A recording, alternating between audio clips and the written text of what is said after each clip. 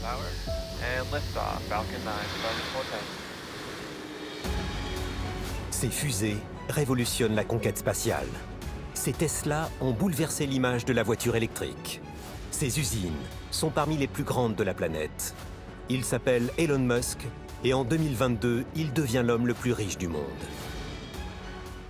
Vous avez loupé Tesla, vous avez loupé Amazon, vous avez peut-être même loupé Microsoft, et ça veut dire quoi concrètement? Que si vous aviez investi par exemple 1000 dollars dans chacune d'elles le jour de leur introduction en bourse, vous auriez aujourd'hui, en 2026, près de 300 000 dollars avec Tesla, plus de 3 millions de dollars avec Amazon, et attendez bien, près de 5 millions de dollars avec Microsoft. Et je ne vous parle pas d'Apple. Ça donne envie d'avoir des regrets, ça. Alors rassurez-vous maintenant, parce que tous les trains ne mènent pas au paradis. Et si vous êtes un peu plus âgé, que vous avez même entendu peut-être parler de France Télécom, devenu Orange, et bien même vous auriez placé 1000 euros à l'époque, 30 ans plus tard, vous n'auriez plus que 650 euros. Donc vous auriez presque perdu un tiers de votre mise. En revanche, là où c'est tout le sujet, c'est si vous aviez mis ces mêmes 1000 euros dans une autre action française, LVMH, Louis Vuitton, vous auriez près de 40 à 50 000 euros. Donc deux actions françaises, une qui vous perdait de l'argent, l'autre vous en gagnez. Et à chaque fois, c'est la même chose. On a tendance à se dire, j'ai vraiment l'impression d'arriver trop tard, après la bataille, tout le monde avait l'info, pas moi. Sauf que peut-être qu'au moment où vous regardez cette vidéo, il y a une nouvelle introduction en bourse, une nouvelle chance, notamment comme celle d'Elon Musk en 2026 avec SpaceX. Et vous en avez peut-être profité. Alors avec à chaque fois, on a toujours cette petite phrase en arrière-plan qui nous dit « cette nouvelle introduction, je la loupe pas ». Maintenant, avant de courir, avant d'essayer de saisir ce qui nous semble être une super affaire, une opportunité, une action à la mode, on va se poser une question que personne ne se pose dans ce genre de situation. Est-ce que c'est vraiment une bonne idée ? Est-ce que c'est pas trop tôt? Est-ce que ça serait pas quelque part un piège? C'est le piège de céder un peu à toutes ces émotions ambiantes juste parce qu'il y a une superstar, comme Elon Musk en l'occurrence. En une vingtaine d'années seulement, Elon Musk est devenu l'un des hommes les plus influents de la planète. Elon Musk en lui-même est une marque. Il a une aura terrible, au niveau de la tech, il joue un petit peu le rôle d'un gourou. Qui a déjà transformé une de ses entreprises plutôt en jackpot. Je pense à Tesla. Tesla, c'est une entreprise qui vaut, au niveau de la bourse, 1000 milliards. C'est la moitié de la richesse qui est créée par la France chaque année. Dont l'action a été multipliée par près de 300 depuis son introduction. Mais le vrai problème, c'est pas toujours de rater le train. Le vrai problème, c'est de ne pas savoir reconnaître un LVMH versus un France Télécom. De savoir lire le quai avant de monter dans le train. Alors je ne suis pas analyste financier, je suis juste un investisseur financier et immobilier, et j'aime tellement ça que j'en ai fait mon métier. Et j'accompagne maintenant depuis plus d'une dizaine d'années des indépendants, des cadres, qui veulent avoir une vie juste plus riche. Grâce à quoi? Aux stratégies des quelques grandes fortunes que j'ai le plaisir juste de croiser et parfois d'accompagner. Et aujourd'hui, je vais réfléchir à haute voix avec vous et devant vous. Et à la fin, vous saurez pourquoi j'investis ou pas dans la nouvelle introduction en bourse à la mode. Et si oui, je vous dirai à quel moment, maintenant ou plus tard. Restez bien jusqu'au bout d'ailleurs, parce que je vais vous expliquer également comment un simple employé d'une entreprise qui vient d'être introduite en bourse peut tout simplement faire s'écrouler tout le cours, voire toute l'opération. Et c'est cette partie que 95% des gens ignorent, et c'est un vrai dommage. On va reprendre l'exemple de SpaceX. D'abord, la première question à se poser, c'est que fait l'entreprise dans laquelle je m'apprête à investir? Pour SpaceX, c'est quoi vraiment? A priori, on pourrait dire que c'est une entreprise qui envoie des fusées dans le ciel. Ok. Et dans ces fusées, elle met des satellites. Ok, c'est vrai, mais il manque des trucs. Parce que SpaceX, en réalité, c'est 3 entreprises à l'intérieur d'une seule. Et c'est très important de comprendre. Il y en a 2 qui gagnent de l'argent et il y en a une qui consomme tout ce que les 2 autres entreprises gagnent. La première, on a dit, c'est les fusées, les fameux lancements, les Falcon 9, qui décollent et reviennent se poser tout seuls, c'est magique. SpaceX développe un système de fusée réutilisable qui sera le plus grand jamais construit. Ça marche, ça dégage des marges confortables. La deuxième, c'est Starlink. Sa nouvelle aventure, lancée en 2015, s'appelle Starlink. Et c'est elle le vrai trésor. S'il y avait une poule aux œufs d'or, c'est Starlink. Starlink, c'est des milliers de petits satellites qui permettent d'avoir Internet partout dans le monde, même au milieu du désert, même sur un bateau, en pleine mer, même en pleine guerre. Le concept d'Elon Musk, c'est de dire, grâce à une constellation de satellites, on va pouvoir avoir Internet partout dans le monde. Et ça fonctionne par abonnement, exactement comme votre forfait chez Orange, par exemple. Et c'est là que c'est malin. Parce qu'une fois que vous avez installé tous vos satellites et que vous avez, disons, pour ça rien, 10 millions d'abonnés, eh bien, chaque nouvel abonné supplémentaire ne vous coûte presque rien. Vous n'avez pas besoin de réinvestir, ou très peu. À partir de même de certains seuils, chaque euro rentre presque dans de la marge pure. C'est un business génial sur le papier. Avec SpaceX, il a les lanceurs, Il construit les satellites de Starlink. Donc on voit que Musk maîtrise tous les échelons du processus. Et c'est ça qui lui permettra d'avoir une manne financière extraordinaire. À elle seule, Starlink représente près de plus de la moitié de tout l'argent que gagne SpaceX. Et au passage, c'est aussi une entreprise stratégique. Pourquoi? Parce que c'est elle qui décide de donner ou pas, de couper ou pas l'accès Internet de certaines puissances pendant la guerre, pour les aider notamment à communiquer avec leurs drones. Je vous laisse réfléchir à ça. Et la troisième partie, c'est celle qui dépense. C'est l'intelligence artificielle d'Elon Musk, qui l'a fait rentrer dans SpaceX. Et elle mange de l'argent, 6 milliards de dollars par an. Donc on va résumer, deux moteurs qui gagnent de l'argent font avancer la boîte. Et quand vous investissez dans un groupe, d'ailleurs c'est ça qu'il faut savoir, c'est que votre argent ne reste pas sagement là où vous l'avez mis, dans la filiale en question, il circule entre les filiales. Concrètement, l'argent de Starlink qui finance les fusées va aussi financer l'intelligence artificielle qui perd des milliards. Alors, posez-vous la question, est-ce que notre superstar a besoin d'argent pour conquérir l'espace ou pour financer d'autres rêves?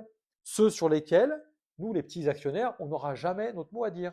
Alors, je ne dis pas que c'est mal, je dis juste qu'il faut le savoir avant, pas après. Et ça, c'est vrai pour SpaceX, mais c'est vrai pour n'importe quel grand groupe dans lequel vous mettrez un jour votre argent.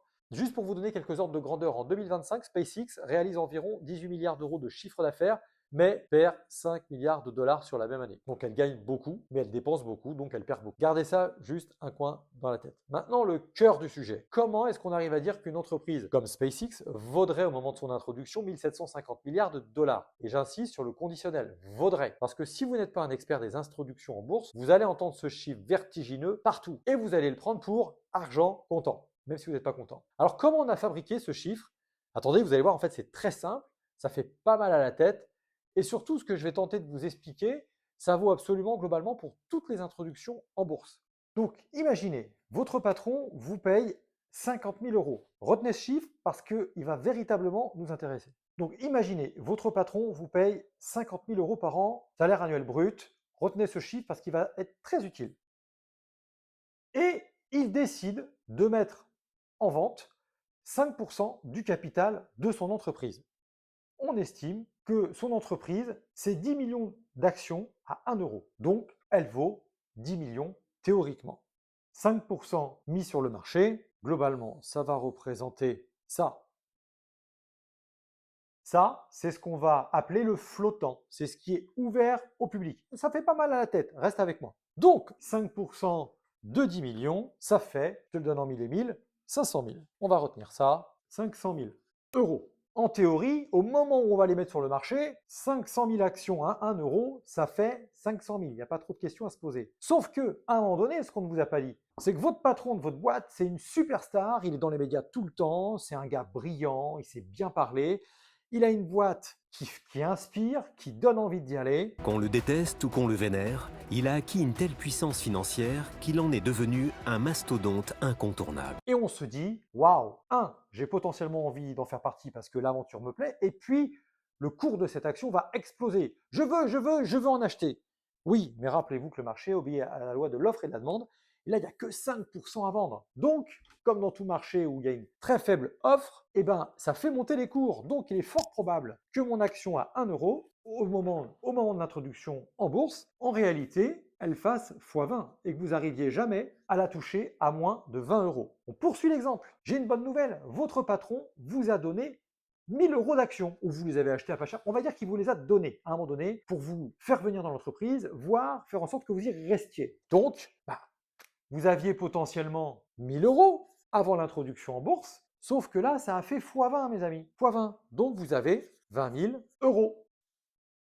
Donc, je vous rappelle que vous gagnez 50 000 euros par an. Là, vous avez la possibilité, si vous revendez vos 1000 parts après l'introduction en bourse, de récupérer 20 000 euros. Ça peut peut-être vous donner 2-3 idées. Alors, il y a des règles qui encadrent les choses. Et en règle générale, là, vous ne pourrez pas vendre avant 6 mois. On va continuer avec l'exemple parce que retenez bien ça, avant de vous lancer ou pas, dans l'achat d'une action au moment de son introduction en bourse. Maintenant, on va reprendre l'exemple de SpaceX. Alors SpaceX, pour information, aujourd'hui, vous avez l'équivalent de 42% de l'entreprise qui appartient à Elon Musk. Ça, c'est à Elon Musk. Vous en avez une petite partie, 7%, qui appartient à Google. On a quasiment 50% qui appartiennent à Google et Elon Musk. Et on a 51% qui appartiennent à des fonds de pension et surtout à qui? aux employés. Alors, il y a 20 000 employés chez SpaceX. On ne connaît pas exactement la part d'actions détenues par les employés versus les fonds de pension. Mais on a 20 000 employés qui, au fil du temps et des années, les plus anciens, on leur a fait des beaux cadeaux d'actions ou des belles offres d'actions pour leur donner envie de venir et de rester. Ceux qui sont arrivés plus récemment, ils ont beaucoup moins. Mais on va prendre l'exemple d'un ingénieur arrivé il y a une dizaine d'années chez SpaceX et on va imaginer que notre cher ingénieur, il est payé 150 000 $ par an. Là aussi, retenez bien l'histoire. Ça fait 10 ans qu'il est là et il a 5 000 actions. Attention, c'est là que ça devient intéressant. En décembre 2024, ces 5 000 actions valaient 135 000 $. Mais en décembre 2025, ces actions valent déjà 305 000 $. C'est pas fini, mes amis. En juin 2026, juste avant l'introduction en bourse, ces actions sont estimées à 675 000 $ à peu près. 675 000 $. Pas mal déjà. Comptez combien ça fait le nombre d'années de salaire. Maintenant, si on reprend l'exemple que je vous ai donné tout à l'heure et qu'on estime une introduction en bourse à 135 $, mais attention, à la minute de l'introduction en bourse, donc dans les premières secondes, avant l'euphorie, si ça suit la même trajectoire qu'on a vue par exemple il y a quelque temps avec l'introduction d'Airbnb en bourse, vous pouvez escompter aisément que dans les premières minutes, premières heures, premières semaines, vous soyez obligé de payer l'équivalent du double pour avoir une action. Ça veut dire x2.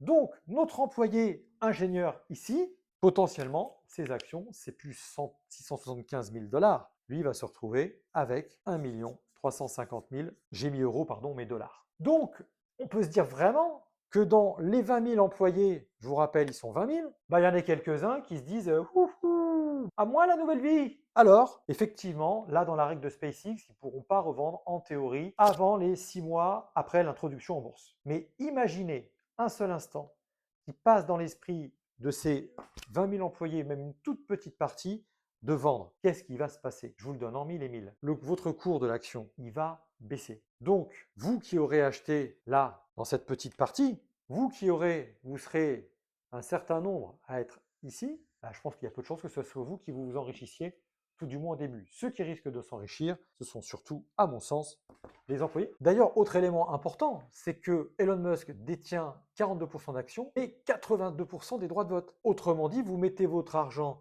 dans son groupe, mais c'est lui qui décide de tout. Et là, ça n'a rien de spécifique à SpaceX. Quand les grandes stars ouvrent leur capital, elles veulent en règle générale garder la main. Donc ce qu'il faut bien garder à l'esprit, c'est que le jour où des millions d'actions supplémentaires affluent sur le marché, d'un coup, la demande, elle ne va pas suivre.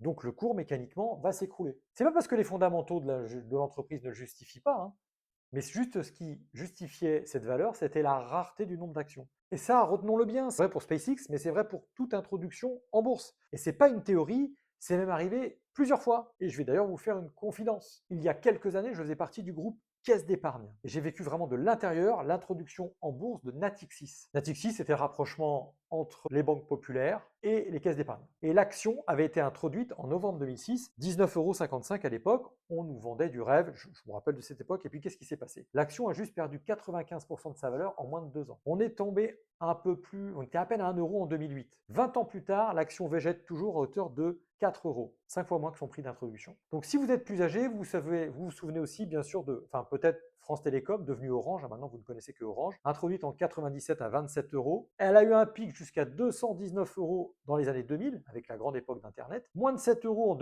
2002, et au moment où je vous parle, c'est moins de 18 €. Donc toujours en dessous, près de 30 ans après son introduction. Vous voyez, donc on était monté à 580 milliards d'euros de capitalisation en moins d'une vingtaine. C'est des centaines de milliers d'épargnants français, peut-être même vos parents, qui s'y sont brûlés les ailes.